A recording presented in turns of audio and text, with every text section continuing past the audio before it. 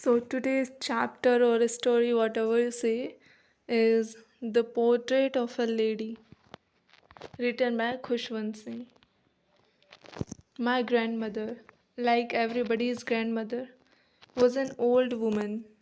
She had been old and wrinkled for the 20 years that I had known her. People said that she had once been young and pretty and had even had a husband, but that was hard to believe. My grandfather's portrait hung above the mantelpiece in the drawing room. He wore a big turban and loose fitting clothes. His long white beard covered the best part of his chest, and he looked at least 100 years old. He did not look the sort of person who would have a wife or children. He looked as if he could only have loads and loads of grandchildren. As for my grandmother, being young and pretty, the thought was almost revolting. She often told us of the games she used to play as a child that seemed quite absurd and undistinguished and undignified on her part, and we treated it like the fables of the prophets she used to tell us. She had always been short and fat and slightly bent. Her face was a crisscross of wrinkles running from everywhere to everywhere. No, we were certain she had always been as we had known her, old, so terribly old that she could not have grown older, and had stayed at the same age for 20 years. She could never have been pretty, but she was always beautiful. She hobbled around the house in spotless white, with one hand resting on her waist to balance her stoop, and the other telling the beads of her rosary. Her silver locks were scattered untidily over her pale, puckered face, and her lips constantly moved in inaudible prayer. Yes, she was beautiful. She was like the winter landscape in the mountains, an expanse of pure white serenity, breathing peace and contentment. My grandmother and I were good friends. My parents left me with her when they went to live in the city, and we were constantly together. She used to wake me up in the morning and get me ready for school. She said her morning prayer in a monotonous sing song while she bathed and dressed me in the hope that I would listen and get to know it by heart. I listened because I loved her voice but never bothered to learn it. Then she would fetch my wooden slate which she had already washed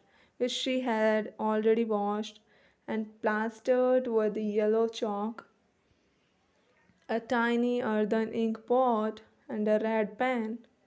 Tie them all in a bundle and hand it to me after a breakfast of a thick stall chapati with a little butter and sugar spread on it.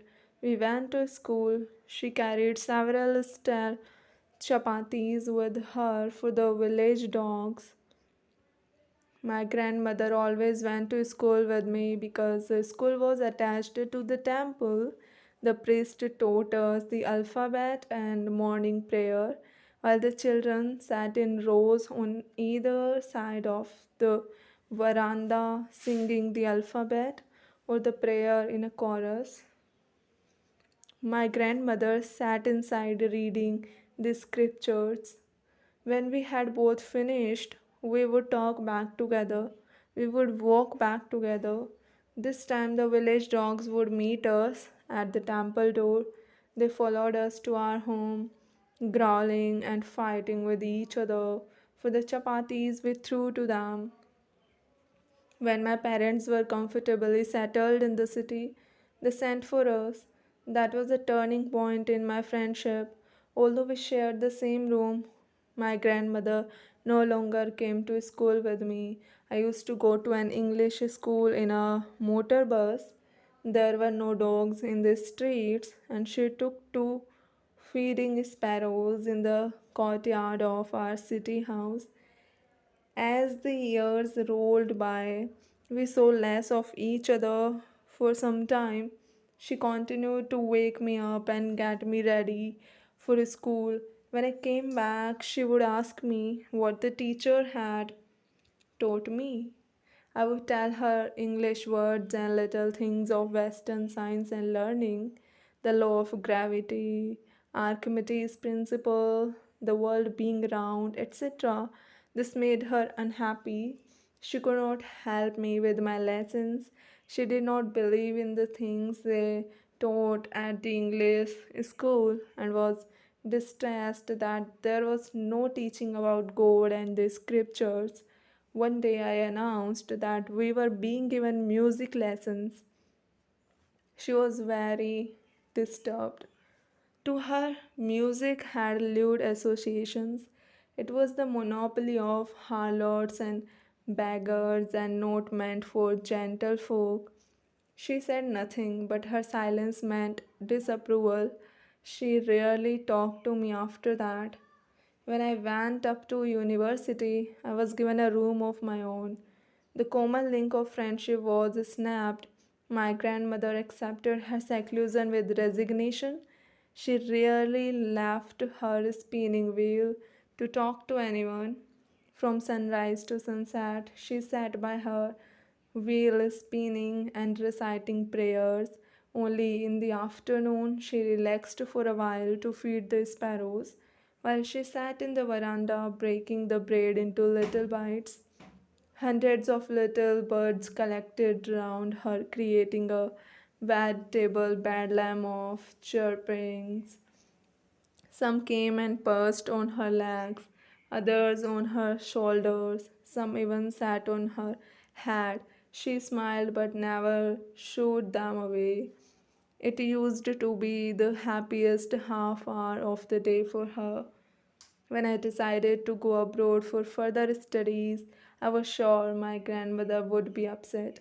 I would be away for 5 years, and at her age, one could never tell, but my grandmother could. She was not even sentimental. She came to leave me at the railway station, but did not talk or show any emotion. Her lips moved in prayer, her mind was lost in prayer.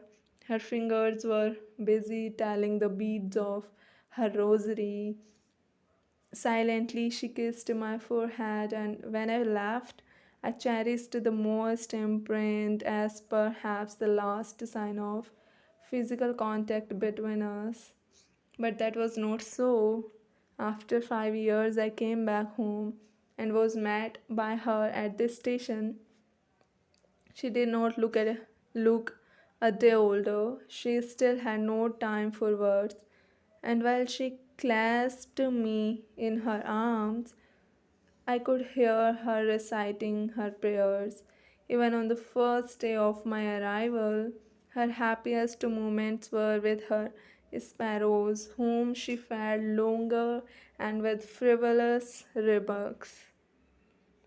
In the evening, a change came over her.